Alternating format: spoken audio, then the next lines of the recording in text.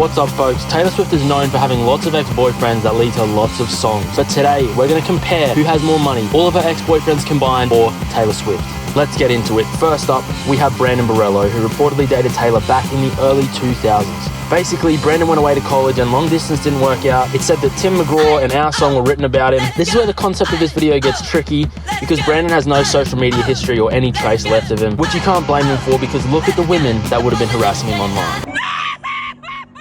Brandon went into business though, and he very well could be a millionaire or a billionaire for all we know, but we'll come back to Brandon later because I want to talk about Sam Armstrong. Sam Armstrong is a f***ing idiot. Look at this guy. This guy has somehow managed to pull Taylor Swift. I mean, come on. But despite being literally the luckiest man on the planet, punching above his weight harder than anyone I've seen before, Sam cheated on Taylor Swift. Anyway, Taylor wrote, should have said no about little Sammy boy, and honestly, you can't disagree. He should have said no. Holy shit.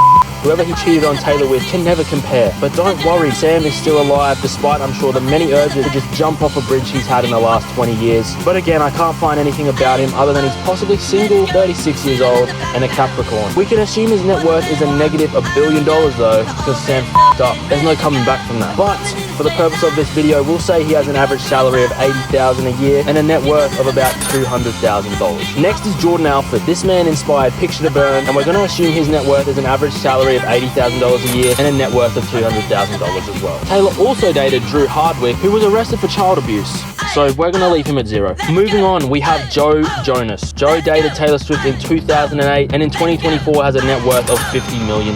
After Joe Jonas, Taylor dated Lucas Till, the guy from the You Belong With Me video. 12-year-old me is so happy knowing that they ended up together, except they then broke up because he friend-zoned Taylor Swift. Are you kidding me? Anyway, Lucas Till has a net worth of $3 million.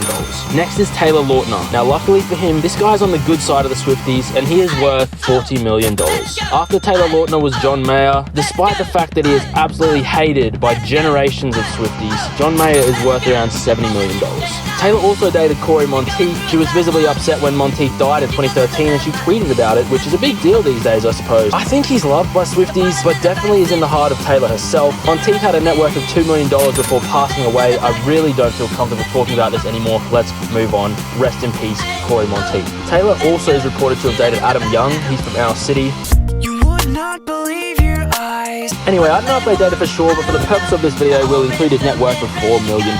Next is Jake Gyllenhaal. He's worth $80 million. That's all I have to say about that. Zac Efron and Eddie Redmayne may have never dated Taylor Swift, but maybe they did. And we're trying to prove a point here, so I'll include their net worths of $25 million and $15 million respectively. In 2012, Taylor dated Connor Kennedy. The descriptions of these men are getting shorter because there are so many. Good lord. Anyway, Connor is worth $10 million apparently, although he is literally JFK's descendant, and the Kennedy family is worth an estimated $1.2 billion, but we won't include the family's wealth. Next is Harry Styles. You all know Harry Styles. He's worth $120 million. After Harry Styles was Calvin Harris, and in a shock turn of events, Calvin Harris is worth $300 million, more than anyone on this list so far.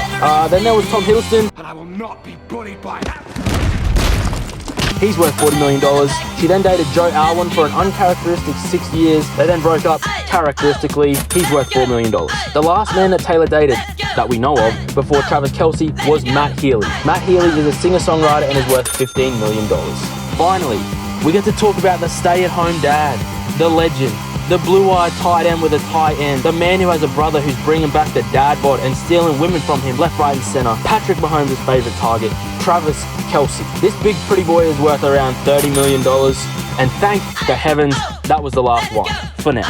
In this video, we've discussed 19 men across a span of about 19 years. These 19 men combined to accumulate a net worth of approximately $808,400,000, which is still $292 million less than Taylor Swift's net worth of $1.1 billion. So, unless our boy Brandon Borello from the start of the video has a business worth $292 million, Taylor wins.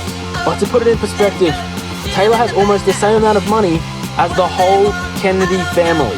That is one of America's most famous political families and harbored one of the most famous presidents in history. This isn't to mention that Taylor's still got many years ahead of her and a damn loyal fan base. It'll be interesting to see how rich she ends up by the end of it and how long her career goes. But for now, that is the end of this video. Thank you for watching. Swifties, another win for you, and have a great day.